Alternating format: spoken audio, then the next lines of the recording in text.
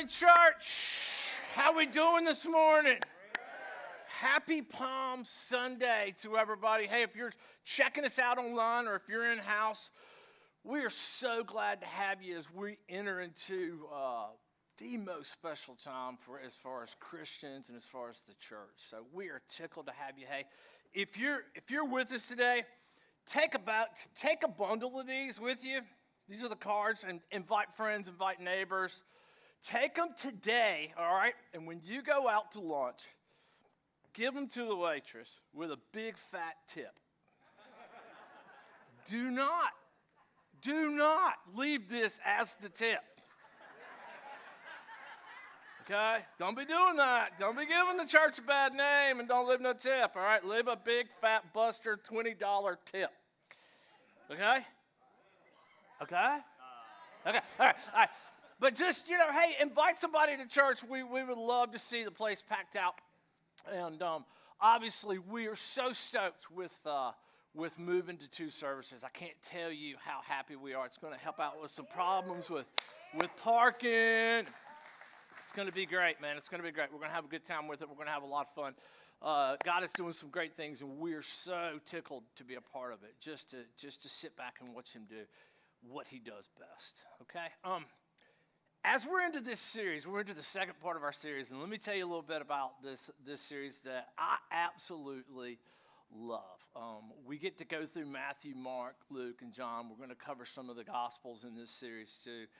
And part for me is that we get to dig a little bit deeper into the Easter story. Specifically this week, what was going on in the last week of Jesus' life? Because you know this, and I know this, right? If you had 1 week to live, the things that you say to the people that you love are extremely important, aren't they? So this is going to be something that we're going to look at today in this second part of this series. And the thing that I just love is that we just kind of get to dig in deep, and we get to talk about the resurrection, because the resurrection is the cornerstone. It is the cornerstone of your faith. It is the cornerstone of Christianity. Now, that being said, let me say this. You don't have to raise your hand to this next question. Okay? Or you can. If the Spirit moves you, then, okay, that's fine. But how many of you have ever tried to bargain with God? Nervous laughter. I haven't, but my spouse probably has. When bargaining with God, like, hey, God, if you do this, then I'll do this. Like, when I was younger, when I was a teenager, bargaining with God usually had something to do with girls. It usually had something to do with curfew. Like, oh, my gosh, I'm driving home late for, like, the 100th time, and I'm going over the speed limit. I'm like, God, just please don't let me get caught. Or stop time. I heard you did that once, So could you pull that one off again for me right now? Or I remember, or sometimes, like, when you're a teenager, it's to get you out of trouble. Yeah. Like, I remember this one time I was in jail, and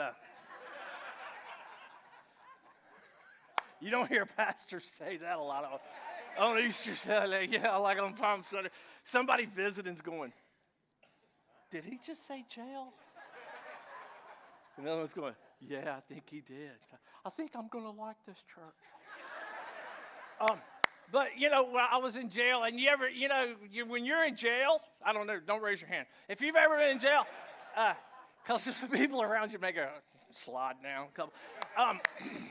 If you've ever been in jail, man, you do some serious bargaining with God if you've ever been in jail. So it wasn't like it was last week. But and when you're an adult, bargaining with God takes on a little bit different. You do it a little bit differently.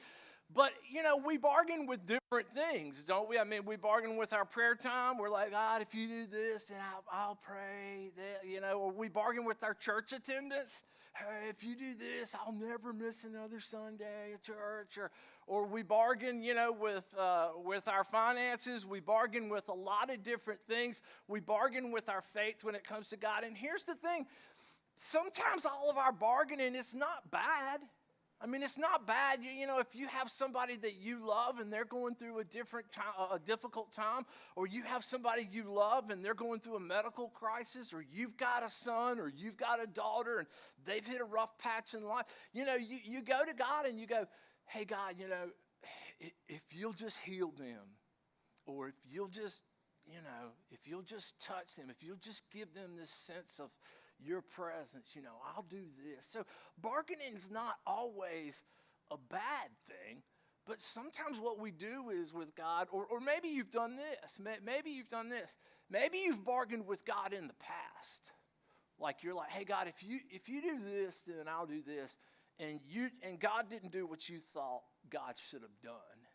And so you're just like, all right, you're not going to cooperate? Then I'm not going to cooperate.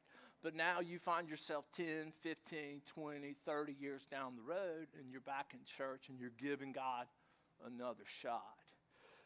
The guy that we're going to talk about today is a guy that tried to bargain with God too. And when God didn't do what he wanted God to do, he bailed. He cut bait and ran. And he just, you know, he wasn't going to have it. It was just one of these deals where he tried to force God's hand, and he tried to bargain with God. And when God didn't cooperate with him, he was done. Now, the reason I bring him up, because here's the deal. We've all got a little bit of him in us. Whether we care to admit it or not, we've all got a little bit of Judas Iscariot in us. Now, I'm not calling you a traitor or anything like that, but here's the deal. When I said how many of you bargained with God, most of us in here either raised our hands or had a nervous laughter, or we wanted to move on from the subject. So there's a little bit of him in all of us, and this is a modern day Judas Iscariot. All right, now last week our research team went with the nostalgic-looking Joseph Caiaphas. This year we wanted to mix it up a little bit, and after many, many minutes of research that our research department, which is Pastor Steve, did, we came up with this. This is what we think a modern-day kind of Judas Iscariot would be. Now, Judas was one of these guys that, you know, he ended up being, he ended up kind of being a turncoat. He ended up being a traitor. But he was really he was really this kind of guy that he was looking out for himself. Meaning that Jesus was an ends to a mean for him. Meaning that he wanted to kind of use Jesus to get what he wanted. And this is something that I think that we all talk about sometimes when we talk about Judas Iscariot. There's this idea of Judas here that it kind of disturbs us in some ways if we even think about comparing ourselves to him. Now, he used Jesus as an ends to a mean, but he wasn't the only one who did that. As a matter of fact, all the disciples did it. Every one of the disciples, at one time or another, at some particular time or another, they used Jesus as an ends to a mean. And I'll give you a prime example of what I'm talking about. Now, there's this story in the Gospel of Matthew where Matthew kind of tells this story, and it's about a rich young ruler. We don't know anything about the rich young ruler. We know that we don't know his name. We know he was wealthy. We know he had some influence because he's obviously called a ruler. He comes to Jesus and he says, What must I do to inherit eternal life? Many biblical historians think that he was probably a Pharisee. And when Jesus says, well, you need to do this, this, this, and this as far as the law, you need to keep this law, this law, this law, this law, this law. And the rich young ruler replies to Jesus, he replies, well, I've done all of those things. Now, we know that he's not telling the truth because nobody can keep all of those. None of us have kept all of those. So Jesus just plays along, and Jesus says this, well, then you only got one thing you still have to do. You just have to sell everything you own. You know, the cars, the boats, the motorcycles, the second houses, your portfolio, empty it all out, give it all to the poor, and just follow me. And it says the rich young ruler went away sad and disappointed because he wasn't willing to do those things. Then Jesus teaches this little lesson, and he says, that's why it's so difficult for rich people to enter into the kingdom of heaven. That's why it's so hard for rich people to follow God, because They think they have so much to lose, and they're not willing to give it up. And then Peter, of all people, Peter comes up and he says something he probably shouldn't have said. But that's why I love Peter, because he's a lot like me. He says something he probably shouldn't have said, but in Peter's defense, he says something that all the disciples are thinking. And here's what Peter says. Peter answered, "We have left everything to follow you." We've left everything to follow you. Now, this next sentence, let's all read it together. You ready? Here we go. What then will there be for... Let's say that again. What then will there be for us? What's going to be in it for us? Now, here's the thing, and this is what we kind of hate to look at, but when we turn the mirror on ourselves, we've kind of asked that same question about Jesus or to Jesus in our own walk with God, haven't we? We said, well, Lord, I gave up my Sunday mornings, so, what's going to be in it for me? Is it a little something, something, something? I'm giving now. I don't just throw a 20 in the plate. I throw a big Benjamin in there. I throw the big hundo. How about a little something, something for the effort? Or we say something like, I've quit cussing people in traffic.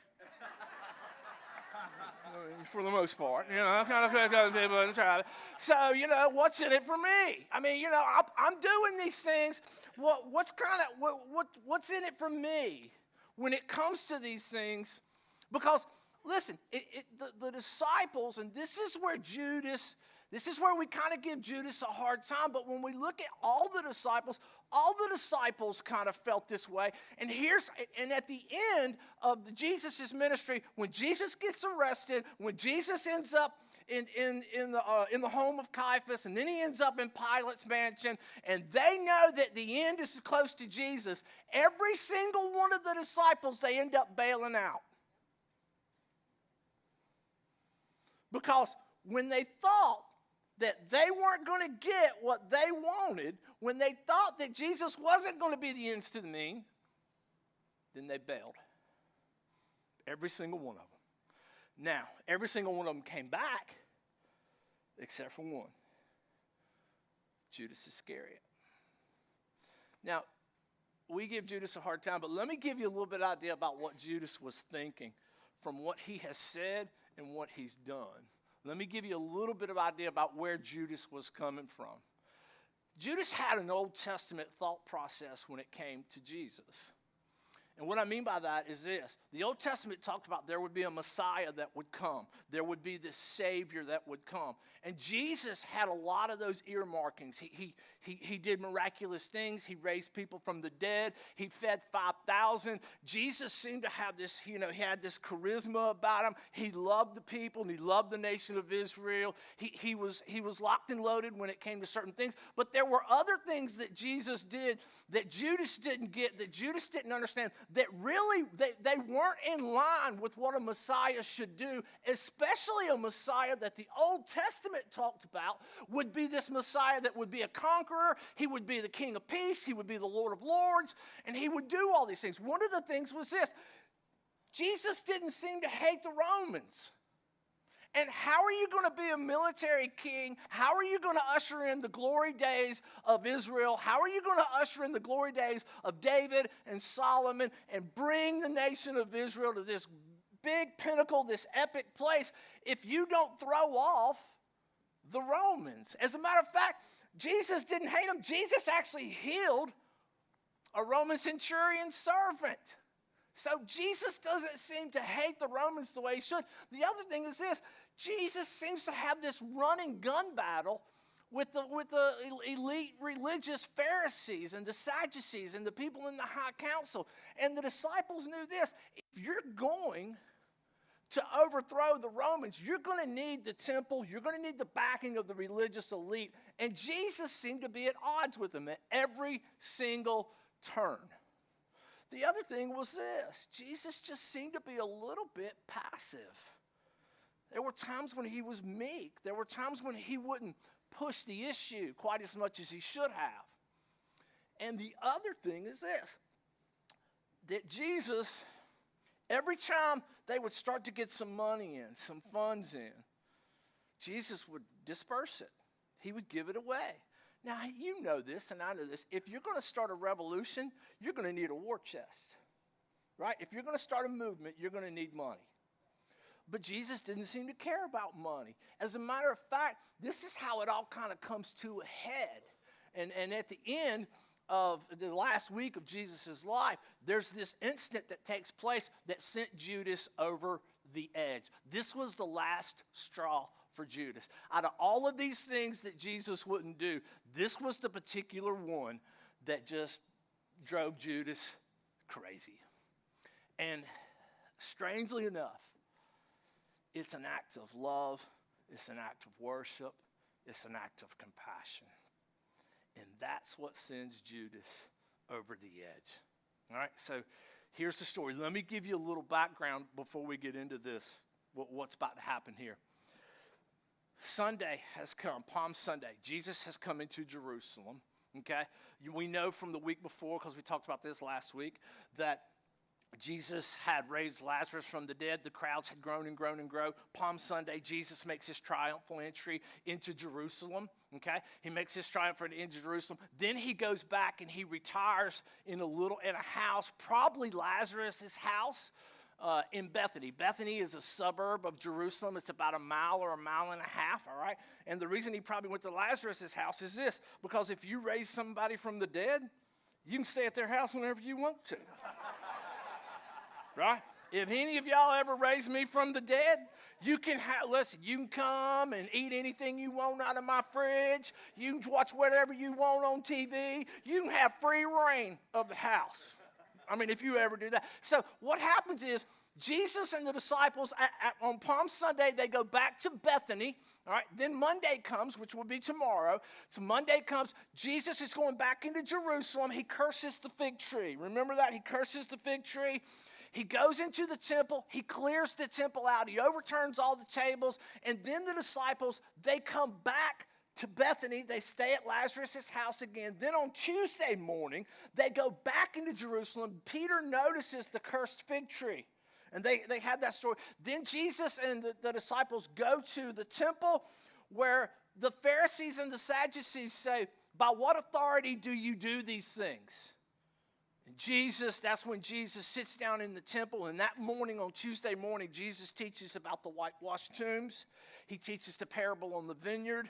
Remember the vineyard? There's a rich man who owns a vineyard, and he leaves his servants in charge, and then he sends some of his higher-up servants back to check on the vineyard, and the servants kill that servant, and then he sends his only son. He's like, surely they'll respect him, and they kill his only son too.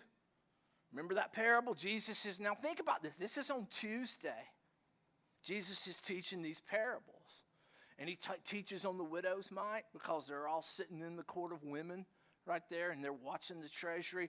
Then the disciples get up, they leave the temple, they walk across to the Mount of Olives, and the disciples go, oh, look at the temple, because you can see the temple glistening, because you can almost see the picture. They're across the valley, and they see the temple glistening, and the disciple goes, look at these magnificent buildings. And then Jesus talks about the destruction of the temple. He talks about the coming of the Son of Man. He talks about the end of times. Then he teaches the parable of the talents. How a rich man gave 10 talents to one, 5 to another, 1 to another. He teaches about that. Then he teaches a couple of more parables. Then the disciples, they all get up, they leave the Mount of Olives, and they go to a man's house by the name of Simon the leper. Now, we know nothing about Simon the leper other than this. He didn't have leprosy at this particular time, because you weren't allowed in public if you still had leprosy. So it was probably somebody that Jesus had healed. And he lived in Bethany too. And this is where our story picks up.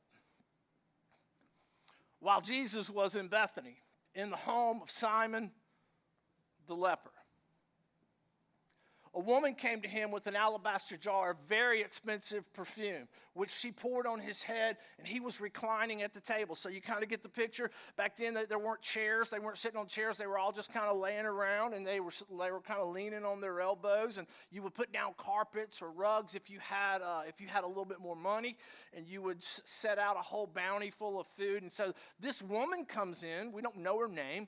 She comes in, and she has an alabaster jar full of perfume. Now, what they did in the first century, you didn't have lids. You couldn't put corks in it because the stuff would evaporate. So they basically just poured it in, and then they sealed the jar over it. So you had to take the alabaster jar, you had to break the neck of it.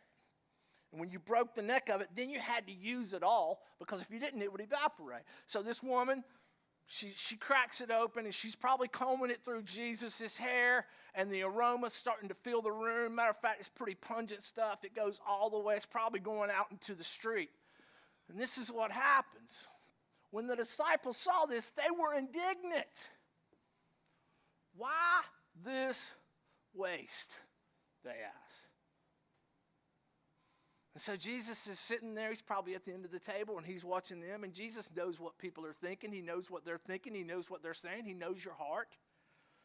And so Jesus says this. Or the disciples go, this perfume could have been sold at a high price and the money given to the poor. Aware of this, Jesus said to them, why are you bothering this woman? She has done a beautiful thing. He's saying this, what business is it of yours? If she wants to take it and crack it and pour it out in the street, it's hers. She can do with it whatever she wants to. It's hers to do with it what she wants to. She has chosen to do this beautiful thing and this wonderful act of worship, and she has basically prepared me for burial. Remember, it's Tuesday evening. It's Tuesday evening, right? And then he says this really weird statement. And he goes, the poor you will always have with you, but you will not always have me. And this is when the disciples start going, huh? What do you mean? What are you talking about? We're not going to always have you. And then Jesus leads with this. When she poured this perfume on my body, she did it to prepare me for burial. And the disciples, you can imagine how that, burial? Hang on a minute. Burial means you're going to have to die. Wait a minute. Do you not understand what being a Messiah is about, Jesus? I mean, did you not get the memo? Because Messiahs don't die. All right? Messiah saves. When you look back at the Old Testament, Jesus, you have to throw off Roman oppression. You have to bring us into the glory days. You have to bring us into all these times. Messiahs don't die. I don't know what burial you're talking about, but it can't be you, because all of a sudden now the conversation goes from this idea of the perfume that this woman has wasted to Jesus' imminent death. And the disciples, they're like, what? What? I don't get that. That makes no sense whatsoever. Truly, I tell you, this is amazing what it says right here. Now, if you don't believe in the gospel, you don't believe in Jesus, you don't believe in the Bible, you're not into all that stuff, this is one of these mind-blowing type of statements that Jesus says. And he goes, truly I tell you, wherever this gospel is preached throughout the world, what she has done will also be told in memory of her. Now, quick question. How many of you had heard this story before you came in here today? Now think about this. 2,000 and some odd years ago, Jesus makes this statement. And all the disciples are sitting there saying, story? What are you talking about, a story? We're just 12 guys hanging out at Simon the leper's house having dinner. I mean, Bethany's in the middle of nowhere, in the middle of a nowhere country, in the middle of a nowhere place, and we're all just going to die, and nobody's going to know our stories. I mean, nobody's possibly ever going to hear about us. I mean, we'll be lucky if they ever hear about you, Jesus. But now, you and I, we've heard about it, haven't we? Matter of fact, we know this woman's story even though we don't know her name. Her story. Now listen, all throughout the world, the disciples are saying throughout the world, What are you talking about? This story is going to be told in countries that haven't even been formed yet.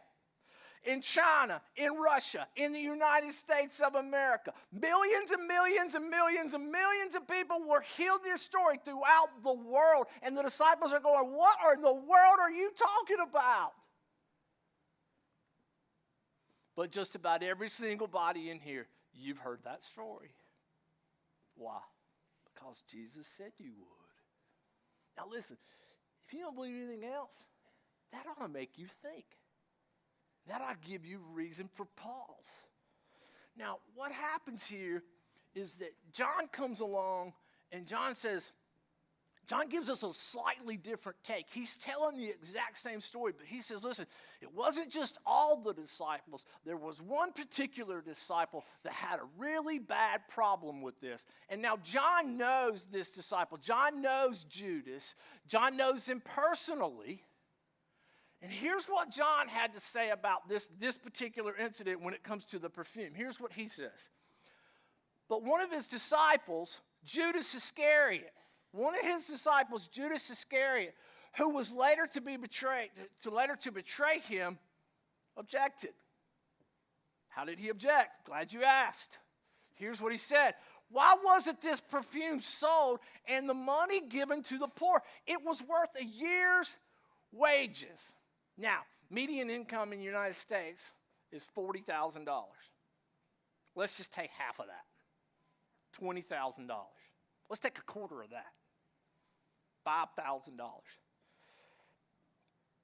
$5,000. If I came up here today and had $5,000 and burned it, what would you say? That's crazy. Oh, that's my pastor. That's how he does it, man. He just rolled like that. The first thing you would say, or one of the first things you would think is this: that money could have gone to do something good. You could have given that money to the poor. You could have given that money to some small child. You could have paid somebody's rent. I mean, you could have done so much good with that. So listen, when the disciples are indignant, we kind of understand that, don't we? I mean, it kind of makes sense. You can see where they're coming. But what John tells us is this: Judas has a slightly different motive. He didn't say this because he cared about the poor, but because he was a thief. As keeper of the money bag, he used to help himself to what was put into it. So what happens here is this: Judas wants the money so that he can do whatever he wants to with it, so that he can kind of manipulate. Now listen, we don't know what Judas is thinking at this particular time. We don't know what is going through Judas's head, but we do know what John tells us in this particular time, that Judas had ulterior motives as to what he was doing. But this was the incident that just sent Judas over the edge. So on this Tuesday night, Judas, he starts to put things in motion that is the no turning back. We understand, John tells us the rest of this story, and here's how John maps it out. He says one of the 12, the one called Judas Iscariot, went to the chief priest. Now this is Tuesday night. Again, he's left Simon the leper's house. He makes the journey 1.5 miles back into Jerusalem. He finds one of the members of the Sanhedrin, and he says, "I want to meet with the chief priest." He says, "I want to meet with him." And so what he does is they start to have this meeting, and here's how it pans out. He asks, "What are you willing to give?"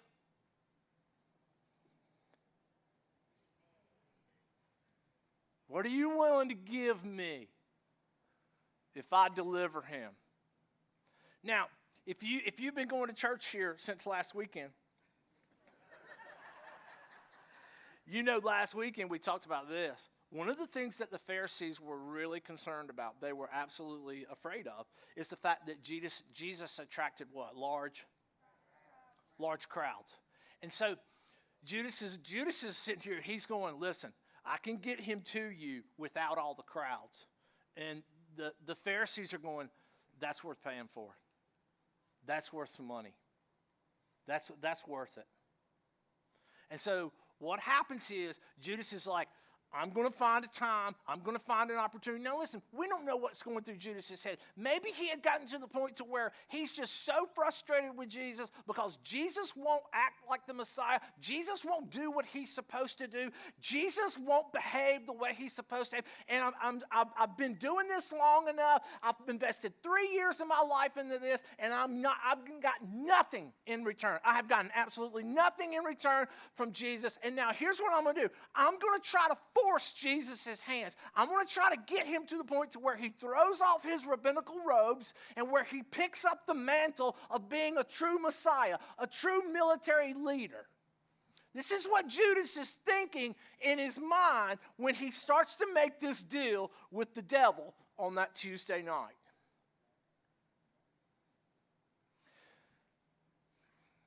And ask, what are you willing to give me if I deliver him over to you? So they counted out for him 30 pieces of silver. What's your next one? Can we leave that up there? I collect silver dollars. And I do it for the historical value more so than anything else, because I have a weird reason about doing it. But I remember sitting there thinking, I got 30 pieces of silver. And so this week, I went and I found about 30 pieces of silver, and I sat with them on our kitchen counter when I was studying this week, and I just put them out on the counter. And I was talking to Lisa even about it yesterday, and I said, 30 pieces of silver. By today's value, at $25 an ounce, that's about $750. And it got me to thinking, Judas had hung out with Jesus for 3 years. I mean, man, you don't hang out with somebody for 3 years without getting to know them. Right? They laughed together. They ate meals together. He saw Jesus do miracles. I mean, he saw Jesus do things in people's lives that is absolutely unexplainable. And he gave it all up for 30 pieces of silver, the same price as a slave. That's what you'd pay in the Roman markets for a slave, is 30 pieces of silver. Now, these are a little bit thicker. But I think about, is there anything in my life where I would be willing to trade Jesus for? 30 pieces. 30 pieces. $750 by today's value. And Judas, at that night, he made a deal with the devil. And he traded Jesus. Because he didn't think Jesus was doing what Jesus should be doing. And he was willing to cash it in. And he said to himself, I'm going to get something out of this for me regardless. And from then on, Judas watched for an opportunity to hand him over. Now, Tuesday night after this comes and goes. Wednesday, there's no recollection whatsoever of what any of the disciples did or Jesus did either, because there's no record of it in the Gospels. We don't know what happened on that Wednesday. Now, there are some biblical historians who think that Jesus and the disciples went to First Baptist Church of Bethany and hung out with them at their prayer meeting because it was Wednesday night and had a potluck. All right, but all of those historians are Baptists, so, you got to take that with a grain of salt. But here's the deal. Here's the deal. There's no record. There's no record of what went down on that Wednesday. We just don't know. Probably what happened was Jesus and the disciples hung out in Bethany, and he just hung out with his friends and people that he loved and that people that he cherished. Then early Thursday morning, early Thursday morning, Jesus sends the disciple. This is going to be the Passover meal, or what we know as the Last Supper. Jesus sends his disciples into Jerusalem. They're all they're going into Jerusalem. He says, remember, he says, find a man that will take you to the upper room. Prepare the last meal. They all go to the Last Supper. This is where Jesus says, "This is my body, which is broken for you. This is the blood of the new covenant. Do this in remembrance of me." And so, all of this time, Judas is looking for an opportunity to hand Jesus over to the Pharisees, to hand Jesus over to Caiaphas and the high priest, because he's made a deal with them and he's got to come through on his end of the deal. And then somebody says, hey, after this meal, why don't we go down to the Garden of Gethsemane? We don't know if it was Jesus. We don't know if it was the disciples. We don't know who it was. But you can almost imagine at that particular time, Judas went, aha, here's my time that I'm going to have to turn Jesus finally over to these folks. And then Jesus says something that sent cold chills right up the spine of Judas Iscariot. And he says these words, very truly, I tell you, one of you is going to betray me. And Judas must have went, oh no.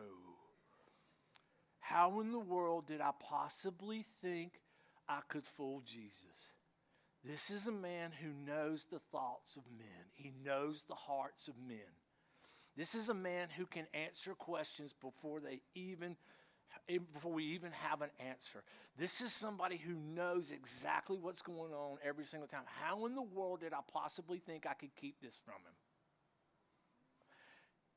And he's going, Jesus is probably about to out me.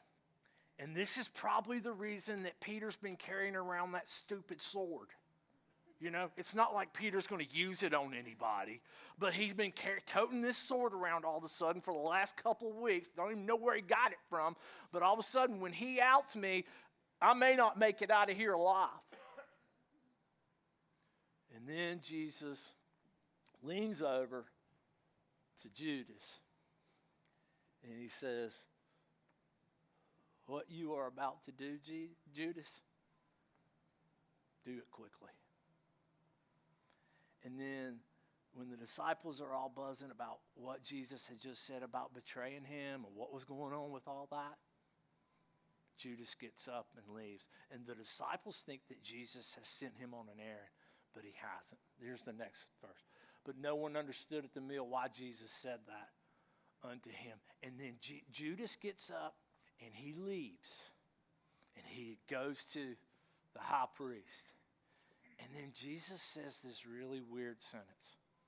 Here it is. When he, that's Judas, was gone, Jesus said, now the Son of Man is glorified, and God is glorified in him. Meaning this is all God's plan anyway. You can't thwart God's plan. You can't do it. Even when you think you can, even when we try to bargain with God, even when we try to get to the other side of God, you can't get it by God. God's will go. God is sovereign in all things. And even what Judas thought he was doing, it was all part of God's plan. Now, here's what ends up happening, and we know the rest of the story, right? When Judas had betrayed him, so what happens is they go down to the Garden of Gethsemane, right? And Jesus is arrested. Now, let me tell you what Judas was thinking at this particular time.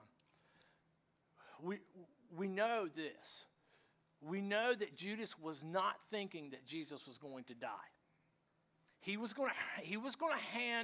Judas was going to hand Jesus over to the high priest. He was going to hand them over to the Jews. But the Jews couldn't kill anybody. The Jews couldn't take a life. They could punish you. They could whip you. They could cat and nine, but they couldn't put any capital punishment on you whatsoever. So Judas wasn't thinking, oh my gosh, Jesus is going to be turned over to Pilate and he's going to be crucified. What Judas was thinking was this. He's going to be handed over to Caiaphas, and this will finally force Jesus' hand to get Jesus to do what I think Jesus needs to be doing. He never ever thought that Jesus would end up dead. But then, as soon as he sees Jesus leave Caiaphas' house and goes to Pilate's mansion, he knows something has gone horribly wrong. When he was condemned, right? Go back to that one, I'm sorry. When Judas, who had betrayed him, saw that Jesus was condemned, he was seized with remorse. And he knew then, oh my gosh, what in the world have I done? Next one. He returned the 30 pieces of silver to the chief priest and the elders. Meaning that, he gets it. He's like, oh my gosh, what in the world has I done? And it says then, next one please. I have sinned, he said, for I have betrayed innocent blood. Here's what they said. What is that to us? What do we care? Then he says something. I tell you what, man, the Pharisees say something that's absolutely just, it should hit us like a ton of lead. That's your responsibility. You traded Jesus for that. Now it's on you. And I'm just going to tell you, that ought to scare us to death. Because God loves us so much, he's going to let us do that deal. It ought to scare us. It ought to get us to the point to where if we ever get to the point to where we want to trade God for something, where God's not going to stop you. Because, listen, part of free will is loving you enough to say, I'm going to let you make your own decisions.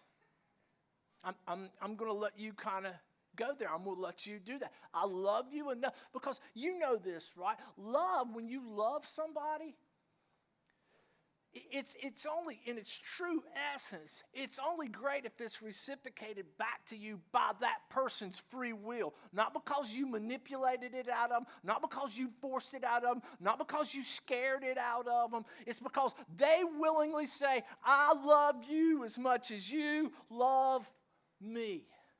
And so God's going to let us make that decision. And so the idea is that's your responsibility. And Judas, he is racked full of so much guilt, so much shame, that he ends up, so Judas threw the money into the temple.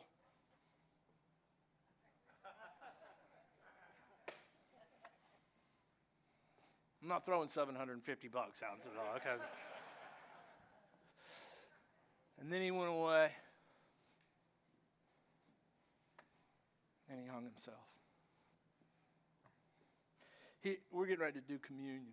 So I want to leave you with a couple of things here.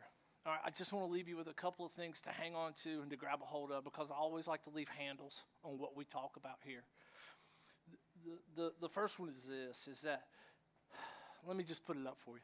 The safest, most secure, most purpose-fulfilled place in the world is at the center of God's will for you. Stop resisting. Stop bartering. Stop trying to make trades. And just start surrendering. As a pastor, I'm just going to share my heart with you this morning. One of the things that breaks my heart, and that I wish I could just get people and shake them by the shoulders or grab their fat little cheeks and go, yeah, is when I see people make bad trades. When I see them make bad deals. When I see them say, and they're in their 20s, and they're teenagers, or they're in their 30s, and they're like, I just want to live my life, because if I give my life to Christ, or if I start living for Christ, then I'm going to have to give up this, and give up that, and give up my sex life, give up my drinking, give up my partying, give up my clubbing, give up this, give up my freedoms, and I don't want to do that. And I just want to say 30 pieces of silver. don't make that trade, because as soon as you make that trade, whatever you had that you traded starts to lose its value right there. And you're going to end up giving it up anyway. We always do. You can't take any of it with you. And so we get to this point, and I just beg people sometimes. I'm like, oh my gosh, please don't make that trade, because you think that's happiness. You think this is happiness. You think this is something that you're going to enjoy. You think this is something that you're going to love. You think this is something that's going to bring you, that's going to be that missing piece, and it's not. Because you and I know this next one, and this is the last one right here. When we surrender,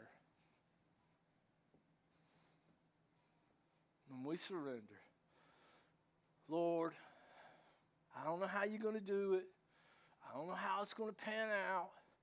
I don't know what it looks like, but I'm going to trust you. I'm just going to trust you. I don't want to make a bad trade. I don't want to do a bad deal. And if we learn anything from Judas's life, we need to learn this idea that you can't force God's hand. But what you can do is rest in the palm of his hand.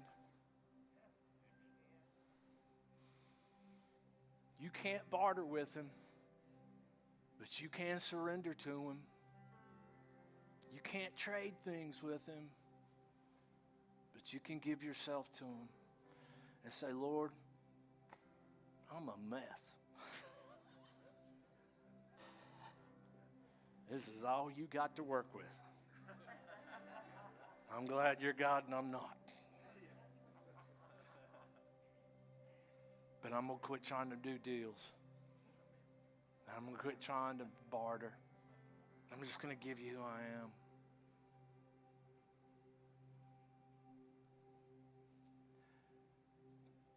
Judas. I just wonder sometimes, man, if we had a chance to talk to him, what he would say.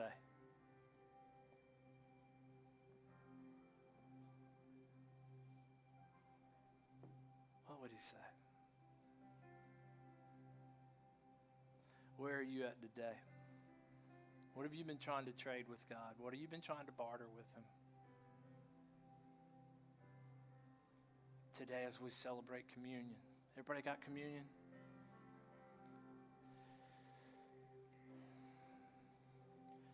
Here's what would be my prayer for this communion. To recognize the fact of what Jesus gave for you. Not that we could make deals with him, not that we could barter with him, but when Jesus was up there with his disciples in that upper room, and he took it, peel back the top film, and you take it, and he says, this is my body which was broken for you.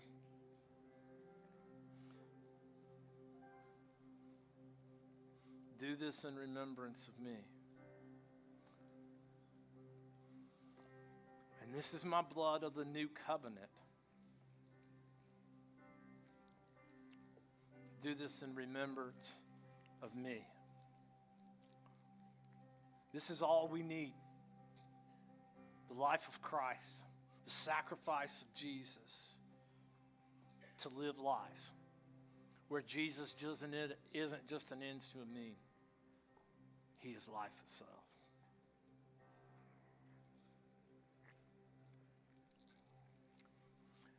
Join me as we go to the Lord in prayer. Father, in the name of Christ, thank you. As we celebrate this Palm Sunday, as we celebrate this communion, as we look intently at the life of Judas, Father, I pray the part that's in us that is like him, Father, would not take hold of us, Father, that we would stop trying to use Jesus or ever use Jesus as an ends to a mean, that we would surrender whatever we're trying to barter with right now, that we would open up our arms to God, that it wouldn't be, Father, about trying to force your hand, but it would all be about resting in the very palm of your hand. We ask this precious prayer in the name of Jesus. Amen.